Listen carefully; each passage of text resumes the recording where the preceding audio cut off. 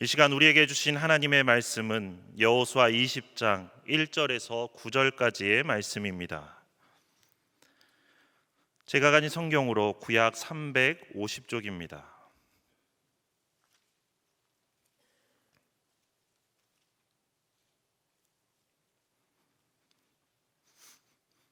여호수아 20장 1절에서 9절까지의 말씀을 한 절씩 교독하고 마지막 절은 합독하겠습니다. 여호와께서 여호수아에게 말씀하여 이르시되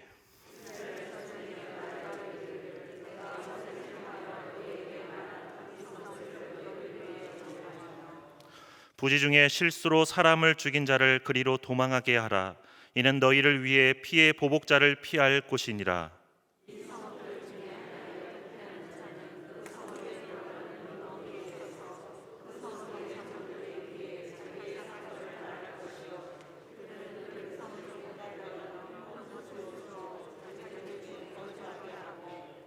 피의 보복자가 그의 뒤를 따라온다 할지라도 그들은 그 살인자를 그의 손에 내주지 말지니 이는 본래 미워함이 없이 부지 중에 그의 이웃을 죽였음이라.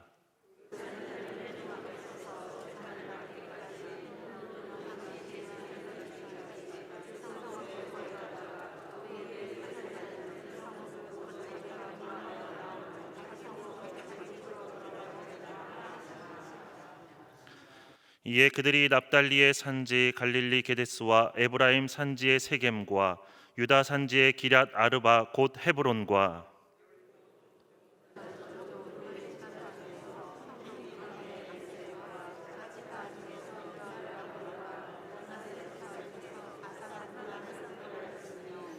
함께 읽겠습니다. 이는 곧 이스라엘 모든 자손과 그들 중에 거류하는 거류민을 위하여 선정된 성읍들로서 누구든지 부지 중에 살인한 자가 그리로 도망하여 그가 회중 앞에 설 때까지 피의 보복자의 손에 죽지 아니하게 하기 위함이라. 아멘. 80대 후반이신 할아버지 할머니들의 초등학교 동창회가 있었습니다. 식사를 하고 나서 한 할머니께서 이렇게 말씀하셨습니다. 얘들아, 우리 모였으니까 교가나 한번 좀 불러보자. 그러자 모두 놀라며 이렇게 말씀하셨습니다. 아니, 여태껏 교가를 안 입고 있었단 말이야?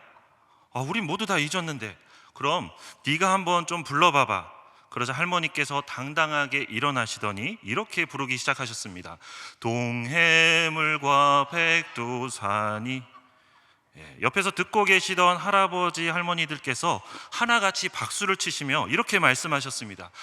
얘는 학교 다닐 때도 공부 잘하더니 기억력도 참 좋네. 이렇게 칭찬을 받은 할머니께서 집에 돌아와서 의기양양하게 할아버지께 오늘 있었던 일을 말씀하셨습니다. 여보, 내가 오늘 초등학교 동창회에서 혼자 교가를 독창했어. 이 소리에 깜짝 놀란 할아버지께서 이렇게 말씀하셨습니다. 아니, 여지껏 교가를 안 입고 있었단 말이야? 그럼 어떻게 불렀는지 한번 해봐봐. 그러자 할머니께서 또 벌떡 일어나시더니 아까와 같이 신나게 부르셨습니다. 동해물과 백두산이. 그러자 할아버지께서 고개를 갸우뚱하시더니 이렇게 말씀하셨다고 합니다. 참 이상하네. 어째 우리 학교 교가하고 똑같네. 어떠신가요? 이 자리에 계신 분들은 초등학교 교가 다 기억하시나요? 아마 쉽지 않을 겁니다. 이렇게 초등학교든 대학교든 학교마다 교가가 있습니다. 오히려 이제 교가가 없는 학교를 찾는 게 거의 불가능에 가까울 정도죠. 하지만 교회가는 좀 반대입니다. 대부분의 교회에 교회가가 있는 경우가 별로 없습니다. 그래서 교회가를 있는 교회를 찾는 게 더 어렵죠. 그래서 우리 천안중앙교회 제가 처음 왔을 때 가장 놀란 것 중에 하나가 바로 교회가가 있다는 거였습니다. 하지만 한편으로는 이 교회가가 있다는 것이 성도님들의 그 교회를 향한 애정이 그만큼 크구나 하는 것을 느낄 수 있었습니다. 그런데 우리 교회가 가사 중에 이런 가사가 있죠. 좋은 교회, 더 좋은 교회, 천안중앙교회. 화면 여기에도 나와 있죠. 좋은 교회, 더 좋은 교회 이렇게 나와 있습니다. 그럼 어떠신가요? 우리 천안중앙교회는 좋은 교회인가요? 대답을 안 하시는 거. 네, 우리 교회는 충분히 좋은 교회입니다. 하지만 그렇다고 해서 완벽한 교회는 아닙니다. 사실 그 어느 교회도 완벽할 수는 없죠. 다만 더 좋은 교회가 되기 위해서 노력할 뿐입니다. 오늘 말씀을 준비하면서 이제 머릿속에 가장 많이 떠올랐던 찬양이 바로 이런 교회 되게 하소서였습니다. 그런데 오늘 여전도의 찬양대에서 이 찬양을 해주셔서 얼마나 감사한지 저하고 우리 이동초 집사님하고 뭔가 이렇게 통했던 것 같습니다. 자, 그렇다면 우리 교회가 좋은 교회를 넘어서 더 좋은 교회가 되기 위해 필요한 것이 무엇인지 오늘 본문을 통해서 주시는 하나님의 말씀을 함께 듣도록 하겠습니다. 오늘 본문은 이제 도피성에 관한 말씀입니다. 근데 도피성에는 두 가지가 있다는 거 아시나요? 도피성 유학, 도피성 결혼, 이렇게 도망하여 피하다라는 뜻의 도피성이 있습니다. 그러니까 이 경우에는 이제 도피성이라고 발음하기보다는 주로 이제 도피성이라고 발음하죠. 그래서 도피성 유학을 갔다, 도피성 결혼을 했다, 뭐 이렇게 말을 합니다. 그런가 하면 다른 하나가 바로 오늘 본문에 나오는 부지중 살인한 자가 피하여 생명을 구하는 도피성입니다. 주님은 오늘 이 도피성에 관한 말씀을 통해서 우리 교회가 더 좋은 교회가 되기 위해서는 바로 이런 도피성이 되는 교회가 되어야 한다고 말씀하십니다. 그렇다면 도피성이 되는 교회란 과연 어떤 교회일까요? 여호수아 6장에서 12장까지는 이스라엘의 가나안 땅 정복에 관한 말씀입니다. 그리고 13장에서 19장까지는 정복한 그 땅을 각 지파별로 이렇게 분배하는 내용입니다. 그러니까 드디어 가나안 땅을 주겠다고 약속하신 하나님의 그 약속이 성취가 된 것입니다. 하지만 이것만으로 끝이 아니었습니다. 땅을 정복하고 나누었다고 해서 거기서 끝이 아니라 이제는 하나님께서 은혜로 주신 그 땅에서 하나님의 백성답게 살아가야 하는 일이 이스라엘 백성들에게는 남아 있었습니다. 그래서 하나님은 이것 때문에 바로 도피성을 세우게 하신 것입니다. 다시 말해서 이 도피성은 이스라엘 백성들이 하나님의 백성답게 살아가기 위해서는 뭐 지금까지도 그랬던 것처럼 이 약속의 땅에서도 여전히 하나님의 그 보호하심과 은혜가 그들에게 꼭 필요하다는 것을 깨닫게 하는 것이 바로 이 도피성이었습니다. 대학에 입학하기 전에는 대입을 위해서 열심히 기도하고 또 취업을 하기 전에는 취업을 위해서 열심히 기도하고 이렇게 마음의 소원이 있을 때는 열심히 기도하지만 정작 그 기도가 이루어지고 나면 마치 모든 게 다 끝난 것처럼 기도의 자리로 나오지 않는 경우가 많습니다. 하지만 기도가 몇 번 응답되었다고 해서 하나님의 은혜가 더 이상 필요하지 않을까요? 고민하며 걱정하던 문제가 해결되었다고 해서 더 이상 하나님의 은혜가 필요 없을까요? 대학 생활은 그리고 회사 생활은 하나님의 은혜 없이도 그냥 열심히만 하면 다 잘 되는 걸까요?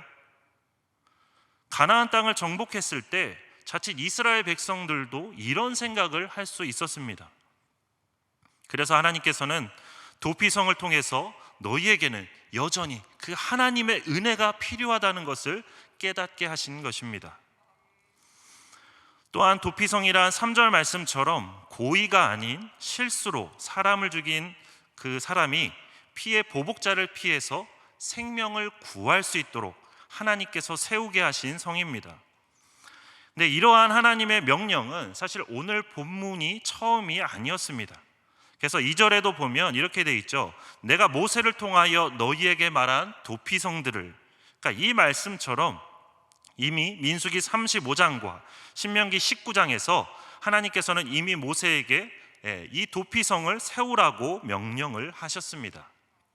그리고 하나님께서 이처럼 도피성을 세우게 하신 것은 이스라엘 백성들에게 그저 땅만을 주시려는 게 아니었습니다. 하나님의 뜻은 이스라엘 백성들이 그 가나안 땅에서 하나님의 백성답게 살라는 것이었습니다. 그래서 사람을 죽인 사람조차도 긍휼과 사랑으로 대하라는 뜻, 심지어 내 가족을 죽인 사람에게도 은혜를 베풀라는 그런 뜻이었습니다. 왜냐하면 이스라엘 백성들은 이미 하나님으로부터 그런 은혜를 받았기 때문에 그래서 이제는 받은 그 은혜를 다른 사람들에게도 베풀라는 것이었습니다. 이스라엘 백성들은 출애굽 과정에서 하나님께 참 수많은 죄를 저질렀습니다. 배가 고프다고 불평하고, 목이 마른데 마실 물이 없다고 불평하고, 고기가 먹고 싶다며 불평하고, 그러면서 하는 말이 애굽에 있을 때가 참 좋았는데, 이렇게 말하는 그런 어처구니 없는 불평들을 많이 했습니다. 게다가 금송아지를 만들고는 이게 우리를 애굽에서 이끌어준 우리의 신이라고 하면서 그런 우상에게 절하는 그런 엄청난 죄까지 저질렀습니다. 마치 부모님 덕에 이것저것 다 누리면서 엄마한테 이렇게 말하는 자녀 같죠. 엄마가 나한테 해준 게 뭐가 있어? 이렇게 대드는 자녀의 모습과 그 이스라엘 백성들의 모습이 같아 보입니다. 이처럼 이스라엘 백성들은 끊임없이 하나님을 배반하고 하나님께 범죄했습니다. 하지만 하나님께서는 언제나 그들을 긍휼히 여기시고 그들을 용서하시고 어떻게 해서든지 살려주셨습니다. 이처럼 이스라엘은 하나님의 그 은혜로 산 민족이었습니다. 그렇게 그들도 서로에게 은혜로워야 한다는 뜻이었습니다. 그렇게 하는 것이 하나님의 백성다운 모습이기 때문에, 그리고 도피성이야말로 가나안 땅이 하나님의 백성이 사는 땅이라는 증거이기 때문입니다. 당시 세상의 법칙은 복수의 법칙이었습니다. 눈에는 눈, 이에는 이, 이렇게 받은 대로 돌려줘야 한다는 것이 당시 법칙이었습니다. 하지만 도피성은 그런 복수의 법칙이 아닌 은혜의 법칙을 보여주면서 이를 통해 하나님의 약속의 땅이 일반 세상과 왜 다른가를 보여주었습니다. 출애굽 당시 이스라엘 백성들이 하나님 앞에 큰 죄인이었던 것처럼 우리도 마찬가지입니다. 우리도 그들과 크게 다르지 않습니다. 심지어 바울은 자신을 죄인 중에 괴수라고 말했습니다. 사도 바울이 죄인 중에 괴수라면 우리는 뭘까요? 그야말로 괴수 중에 괴수가 아닐까요? 선악과를 먹지 말라고 했는데도 먹었던 그 아담과 하와의 불순종으로부터 시작해서 인류는 수도 없이 많은 불순종으로 하나님을 거역하며 하나님께 범죄했습니다. 그리고 이런 우리의 죄가 하나님의 아들이신 예수 그리스도를 십자가에 못 박히게 했고, 우리는 아들을 죽게 한 하나님의 원수가 되었습니다. 그런데도 하나님은 오히려 그 십자가를 통해서 우리에게 구원의 은혜를 베풀어 주셨습니다. 아들을 죽게 한 그 십자가, 그래서 오히려 원망과 증오와 복수의 상징이어야 할 그 십자가인데, 하나님은 오히려 그 십자가를 통해서 우리에게 구원의 은혜를 베풀어 주시면서 십자가를 바로 사랑과 구원의 상징이 되게 하셨습니다. 도피성의 은혜는 바로 이런 예수 그리스도의 십자가의 은혜를 미리 보여주는 예표였습니다. 그래서 도피성으로 피한 사람은 6절 말씀처럼 당시 대제사장이 죽기까지는 그 성읍에 거주해야 했습니다. 그러다가 대제사장이 죽으면 그때는 자유롭게 집으로 돌아갈 수 있었는데, 이건 곧 대제사장의 죽음이 죄를 사해 준다는 의미였습니다. 이처럼 도피성은 우리의 영원한 대제사장이신 예수 그리스도의 그 십자가의 보혈만이 우리의 죄를 씻어 주실 수 있고, 오직 예수 그리스도의 죽음만이 우리에게 구원의 은혜를 베풀어 주신다는 것을 우리에게 미리 보여주는 그런 예표였습니다. 우리는 오직 예수 그리스도의 십자가의 은혜로만 사는 사람들입니다. 따라서 그런 우리의 모임인 교회 역시 도피성과 같은 그런 은혜의 법칙을 통해서 세상과 교회가 왜 다른가를 보여주는 그런 곳이 되어야 합니다. 왜 교회가 하나님의 백성의 모임인지, 세상의 법칙과 교회의 법칙이 어떻게 다른지를 보여주는 곳이 되어야 합니다. 오늘 본문은 부지중 살인한 자에 대해서 말하고 있지만, 사실 이렇게 실수로 살인을 하게 된 사람이 그렇게 많지는 않았을 겁니다. 오늘날에도 실수로 사람을 죽인 사람이 별로 많지 않았던 것처럼 그 당시도 마찬가지였을 겁니다. 오히려 살해 의도를 갖고 살인한 사람은 많아도 실수로 살인한 사람은 그렇게 많지 않았을 것입니다. 그러다 보니 어떻게 보면 이 도피성 제도는 나와는 관계가 없는, 그다지 쓸모가 없는 불필요한 제도로 여겨질 수 있습니다. 하지만 우리가 잊지 말아야 될 것은 우리 모두는 다 연약한 인간이라는 사실입니다. 누구나 실수할 수 있고 그렇게 또 실수하는 삶을 살고 있는 것, 그것이 바로 우리입니다. 이렇게 연약한 존재가 바로 나이며 우리입니다. 게다가 요한 사도는 요한일서 3장 15절에서 이렇게 말합니다. 그 형제를 미워하는 자마다 살인하는 자니 살인하는 자마다 영생이 그 속에 거하지 아니하는 것을 너희가 아는 바라.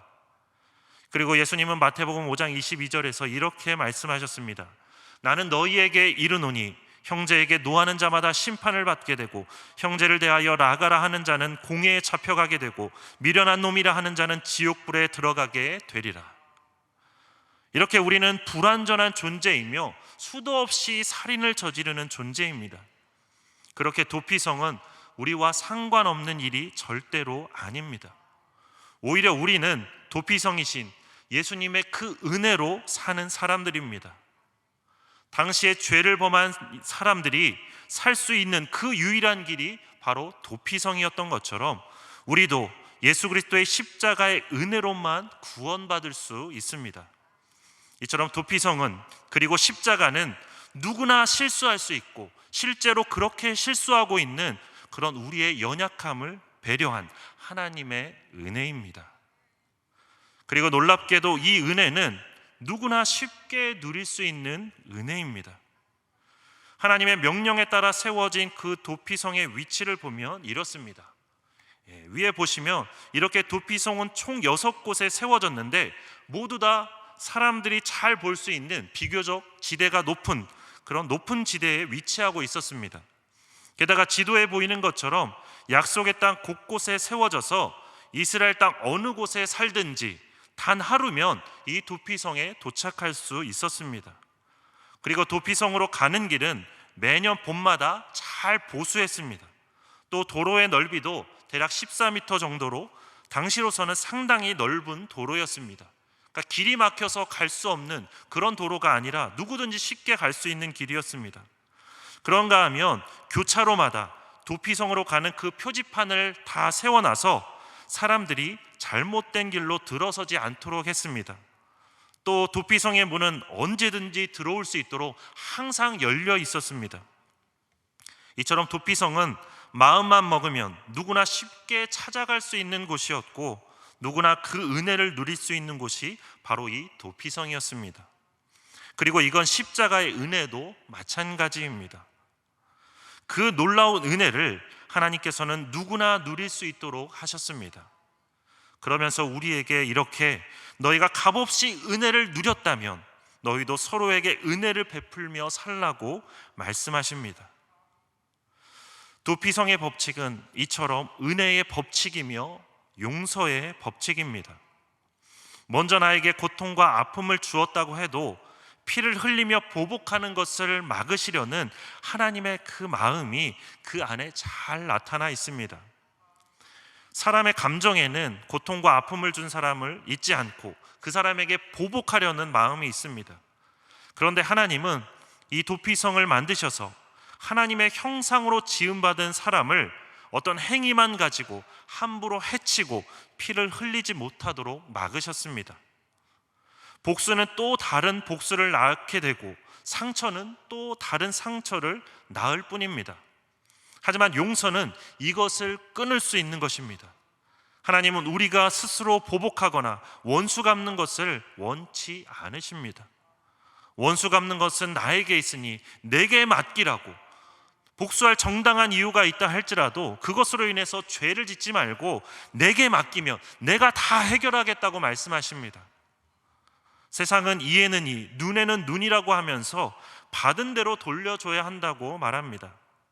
하지만 우리는 불완전한 존재이기 때문에 결코 받은 대로 똑같이 돌려줄 수가 없습니다. 우리가 누구에게 한 대 맞았다고 해서 똑같은 부위를 똑같은 힘으로 정확하게 갚아줄 수가 없습니다. 게다가 우리는 누가 더 잘못했고 누가 더 잘했는지를 정확하게 판단할 수도 없습니다. 그래서 집에서 아이들이 싸우면 우리는 늘 그렇게 말하죠. 둘 다 잘못한 거야. 누가 더 잘못했는지, 누가 덜 잘못했는지를 판단할 수가 없기 때문에 결국에는 둘 다 잘못했다라고 이야기를 하죠. 이렇게 우리는 완벽한 정의를 실현할 수도 없습니다. 게다가 알게 모르게 서로에게 상처를 주는 존재가 바로 우리입니다. 그렇게 똑같이 갚아줄 거라는 말처럼 내가 할 수도 없는 그런 일을 하려고 하기보다는 내가 할 수 있는 용서를 하는 것, 이것이 바로 우리를 향한 하나님의 뜻입니다. 게다가 용서를 할 때도 우리는 진짜 용서를 해야 합니다.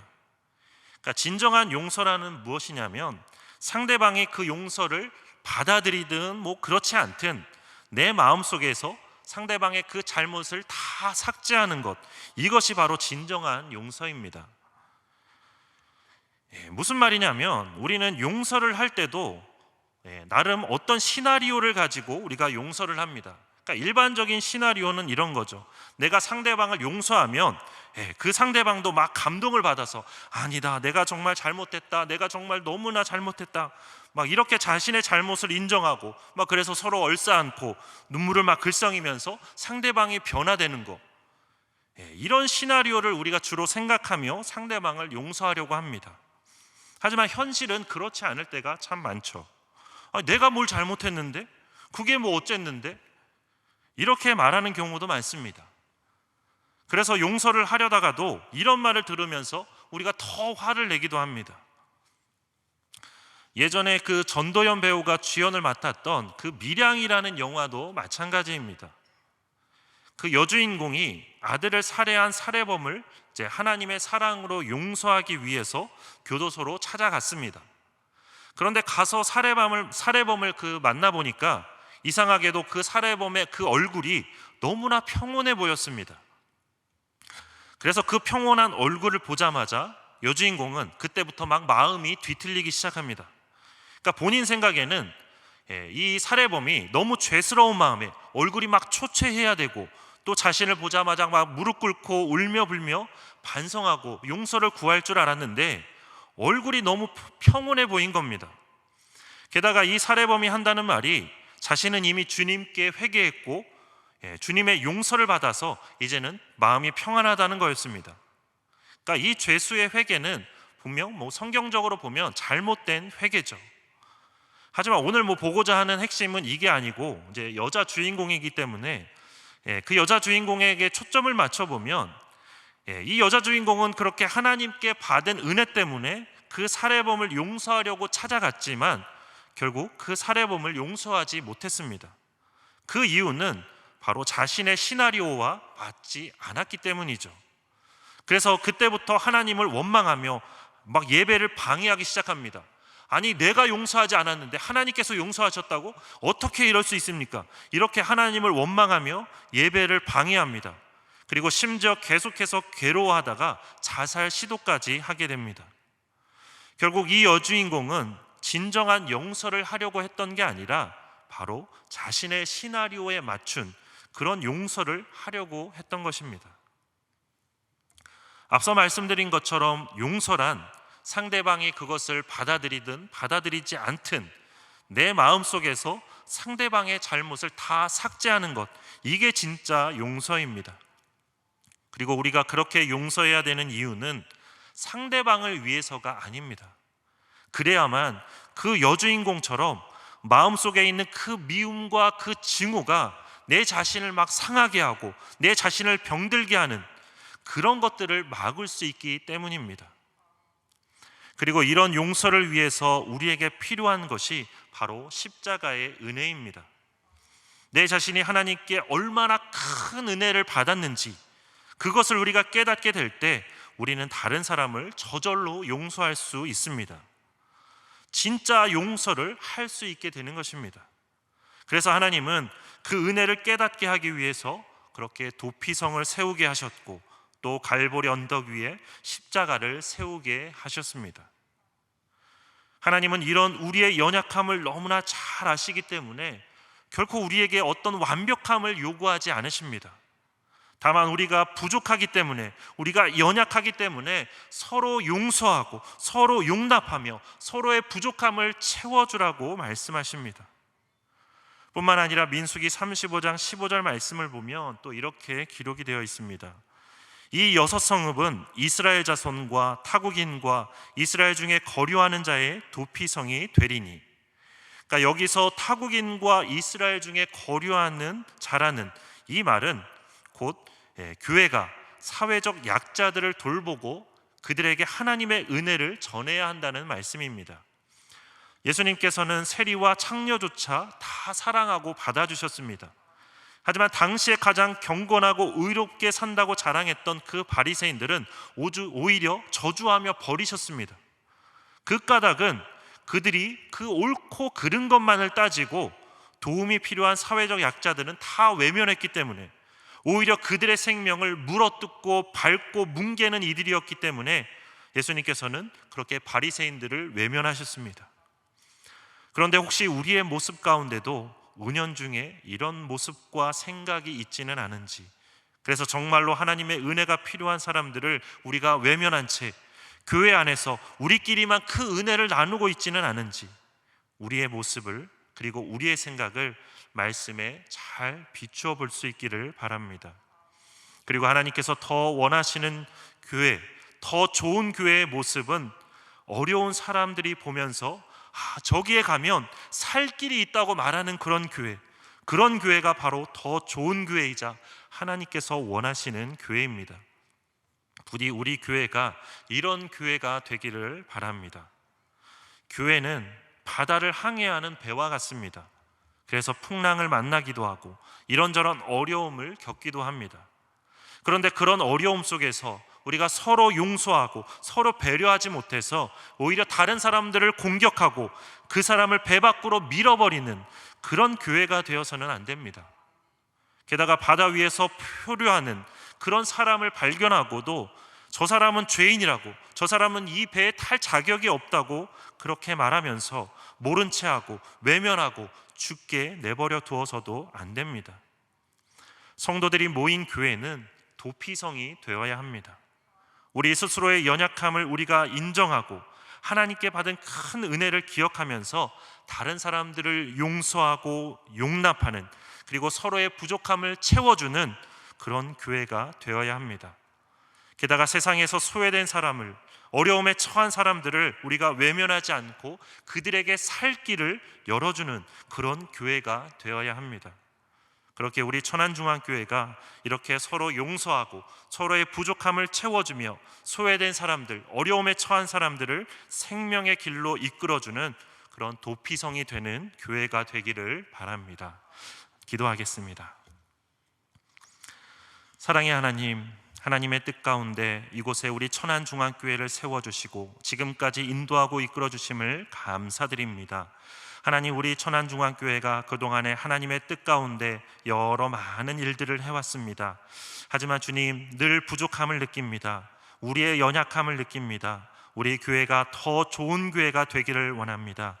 하나님, 오늘 주신 말씀처럼 우리가 하나님께 얼마나 큰 은혜를 받았는지 기억하게 하여 주시고, 하나님께 그 받은 은혜들을 가지고 우리가 서로를 용서하며 서로의 부족함을 채워주며 소외된 사람들, 어려움에 처한 사람들을 생명의 길로 이끌어주는 그런 도피성이 되는 우리 천안중앙교회가 되도록 주님 인도하여 주시옵소서.